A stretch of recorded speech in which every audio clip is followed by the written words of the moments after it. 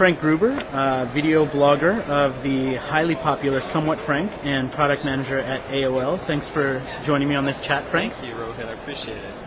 So our topic is basically about personality and why it makes a difference. And you've had a really interesting run because you've been kind of doing your own thing and also doing what you do for AOL. Right. So talk a little bit about, how's personality been for you? Has it made a difference? And has it been like kind of an uphill climb for you, or has it been relatively easy? Okay. Yeah, definitely. Okay, so personality I think is important because it helps people engage with you on your level. So a lot of times if you just, if you have no personality, who's going to really care about it, right? Like you gotta kind of send your message with, for example, me, I like to keep things fun and light.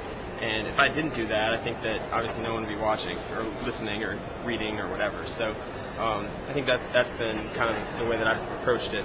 As far as actually, being an uphill battle, I think personality in general, like, I think, obviously you got to educate people on how to kind of send your message. And so I guess it has been a little bit of uphill battle as I look up the stairs here.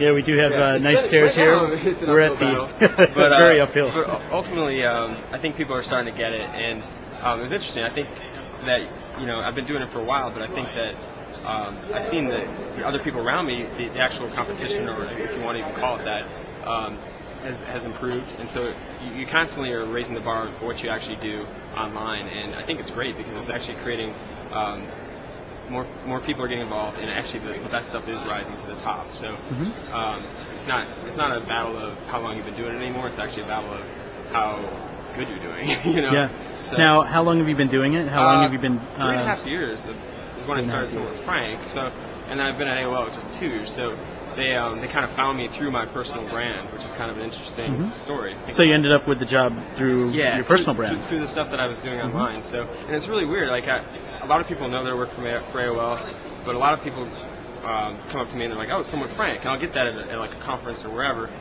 more than I'll get, "Oh, AOL." So right. It's kind of interesting. And folks like AOL have leveraged that, as well as even Intel, right? So some of the insider programs that they're doing are leveraging personal brand to kind of help get the message out. So talk a little bit about what you're doing with Intel. So Intel Insiders. Yeah, Intel Insiders program. Is a program. It's like I guess you could say it's a brand ambassador program of sort. And it more or less exposes a bunch of folks to what's going on at Intel, and then obviously the interesting things will help kind of because we're a part of it, we're going to kind of show off what's So you're going one on. of the voices that brings some of those stories to life. Exactly. Somebody who doesn't work for Intel, but is interested in technology, obviously. Right. Exactly. So we're constantly getting tidbits of information about different events and things, and trying to, kind of help spread the word a little bit about what's going on at Intel. And it's been really interesting for me because I didn't know the entire Intel story, so I've actually gotten educated on Intel and what they've been up to for the last 40 years. So it's been a lot of fun. And I think there's other folks that just don't tell their story well. I'm not saying Intel doesn't. I think they do. But I think in general, like I talk to a lot of startups and a lot of other companies, and I think the biggest thing that's just kind of keeps coming back to me is that a lot of folks just don't don't focus on their story. They'll tell you about all the 500 features that they do or 500 things that they do, and it's not a numbers game. It's like, what do you actually do? You know what I mean? And I think that's the one thing that we've tried to do with Tech Cocktail, for example. It's a mixer event for local startups to kind of amplify what's going on in the local community. We work closely with the startups as well as the companies that are sponsors to make sure that they get their message out in that local area, but also globally through our network of connections and whatnot, through blogs and whatnot. Now, one of the interesting things I think about your story is just how popular it's been. I mean, talk a little bit about what's the subscriber base of this? What sort of people get to the Tech Cocktail events? Yeah, so Tech Cocktail's been interesting. We started in Chicago, and we just thought a couple people would get together in a room and hang out and kind of amplify what's going on, but it's turned into a situation where we've done now 12 events this year. I think it's been 12, and it's in Chicago, Boston, Boulder. We're getting hit up from folks in South America, South Africa, to come and do a mixer event there to help, tell their story. So it's really all about storytelling, and we're trying to, tell what they're actually up to in that local community. But no, numbers-wise, we get 500, 600 people at the Chicago event regularly, and we do those every quarter. DC event, we were having one in a couple of days, and I think we're at like 350 or something. We probably could have more. We just haven't. Yeah. At a certain point, it's like you want to make sure that the right people are there too. It's not just Right. like every, you know. And your everyone- video blog's pretty popular too, Yeah, right? it's gotten, yeah, I've been doing more video blogging than writing, and I find it's just more fun. Mhm. And It's a little easier it's too. easier, yeah, it's easier. I do all my own editing and everything like that, and I just have more fun with it. I used to be the type that would write a blog post a day, and now I'm really focusing more on the quality than the quantity, because it really, and the things that I really want to talk about, which, for example, I did a thing with Dash navigation, and kind of did a day with the Dash and drove around with the Dash navigation system that has internet connected to it, and kind of just went all around. And they came and found you to do that, or? Actually, no, it's something that I wanted to do. That's kind right. of, I mean, so it's a product you like, yeah, you wanted exactly, to talk about it, and exactly, so you did. Exactly. But there have been folks that have, like, you know, come out to me and said, hey, you check this out, and, you know, obviously if I like it, I'll do that. But it's interesting. I think things are shifting, especially in video. I could totally see, you know, promotional videos being a way that video bloggers can make money. You know, I mean, as far as, Yeah. you know, if you like the product, obviously.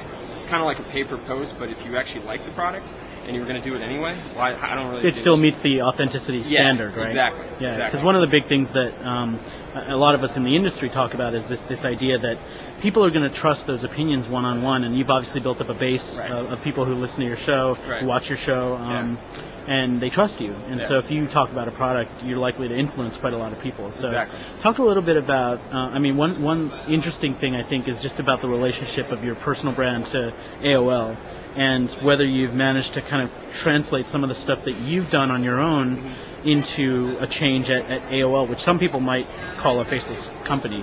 Right, yeah, so I do get approached. Yeah, so I see what you're saying. So I am out and about. Like this month, I think I've taken 12 flights. I've been around, you know, speaking at different events. I like to get out and talk to folks, and I'm not, you know, I'm representing somewhat Frank, but also AOL, because they're, you know, my employees, so, or employers. So I basically, I've helped, I guess I could say I've helped AOL kind of with the way that they approach social media. Back when I first started, they really didn't engage social media at all. Like they really didn't, you know, they weren't sending, you know, bringing in bloggers and talking to bloggers about their products, anything like that. Since you know, since I've actually joined, we've actually had a program where we brought in bloggers early, showed them what we're thinking about doing, gotten feedback, and then implemented any feedback that we could into the actual product. So that whole approach has changed, and it's you know, working through corporate communications. They've now, you know, kind of taken it and done it for themselves, which is great. Yeah. Kind of looped me out, which is awesome, because I don't want to be, you know, part So you of have made a change that has kind of gotten other people at AOL to involved, yeah. to kind of start doing it on their own. Right. So I mean, I think the next level would be to do more of that with so things like the Intel Insider program. You know, I could totally see AOL benefiting from something like that. Yeah. And they don't have that right now. So I think that's something that they could do, take it to the next level, and really get a core set of folks that they bring in regularly, as opposed to just, you know, when we have a product or something like that. That's great. So last question, any advice for individuals maybe in a role like yours where they're trying to build their personal brand, but they're also trying to bring personality to a large, seemingly unturnable enterprise? You know, bottom line is just, you know, do your thing. You know, like that's kind of, I mean, you know, I always kind of go by ask forgiveness rather than, you know, ask for permission. Yeah, you know, and just do it. And permission then, takes a while. And eventually, I mean, you've obviously got to make the right points of contact within the organization to make sure you're reaching them. But for the most part, I've kind of been able to do my own thing. And I think part of it is too that they found me through some of the things I was doing. So it's like part of, you know, who I am. You know, so if I wasn't able to do that, I probably wouldn't be there. You know, does that make sense? Yep. So, but I think more and more people are trying to get into it, and I think you can make a difference ultimately. And so just keep sticking with it, you know, and hustle. It's a hustle game. So it's tough too sometimes because you're straddling between a full-time job and, you know, doing these things on the side. So I just say, you know, do it on your own pace and make sure you just keep consistently, you know, going at it. So, It's great. Thanks, Frank. no problem.